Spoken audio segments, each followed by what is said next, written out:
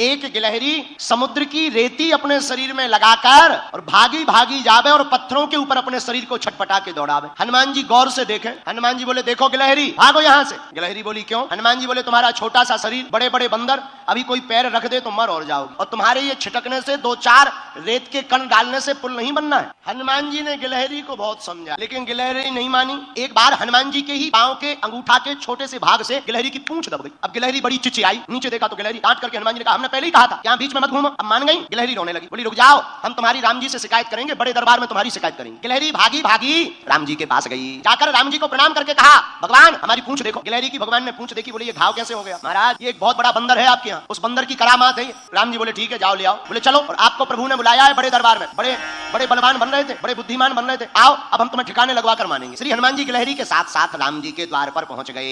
राम जी को प्रणाम किया, पर हनुमान जी ने गिलहरी से पूछा एक बात बताओ, तुम्हारे रेत के कण डालने से समुद्र का पुल बनना नहीं है, फिर भी तुम इतनी परेशान क्यों हो रही? राम जी बोले बात तो सही है, बताओ गिलहरी। गिलहरी हाथ दोनों जोड़कर बोली राम जी हमें पता है कि हमारे कारण से पुल नहीं बनना है, लेकिन इन बंदरों ने आपकी इस सेना ने बड़े बड़े पत्थर ला करके पुल बना दिया। राम जी बड़े बड़े पत्थर लगे हैं, आपके चरण बड़े कोमल हैं, पत्थर हैं उबड़ खाबड़, रखोगे कहीं चोट लग जाए, आपके चरणों से खून बहने लगे, तो ये बनते तो बड़े बुद्धिमान है तुम्हारे हनुमान जी, पर इन्हें ज्ञान एक रत्ती का नहीं। हम छोटे जरूर हैं पर हमें ज्ञान ठीक ठाक। राम जी बोले क्या ज्ञान है? बोले ये तुम्हारे बड़े बड़े बंदर बड़ी बड़ी सिलाएं लगा रहे हैं, पर आपके चरण बड़े कोमल हैं, आप चलोगे तो कहीं पत्थर लग जाएगा, तो हम रेती जाकर के रेती उन पत्थरों की दरार में भरते हैं ताकि आपके चरणों में कोई चोट ना लग जाए। हनुमान जी को सुनकर आंखों से आंसू आ गए। अरे धन्य हो गिलहरी, आप धन्य हो, आपका भाव धन्य है। राम जी ने गिलहरी को अपनी हाथ में लिया, पूंछ के ऊपर हाथ रखा तो जो उसका दुख था, करुणावान करुणा निधान श्री रघुनाथ जी के हाथ रखते ही उस पूंछ का घाव ठीक हो गया और गिलहरी प्रसन्न हो गई। राम जी अपनी 3 अंगुलियां गिलहरी के ऊपर फिराए। जब राम जी ने अपनी 3 अंगुलियां गिलहरी के ऊपर फिराई, वही 3 अंगुल के निशान आज भी गिलहरी के ऊपर है।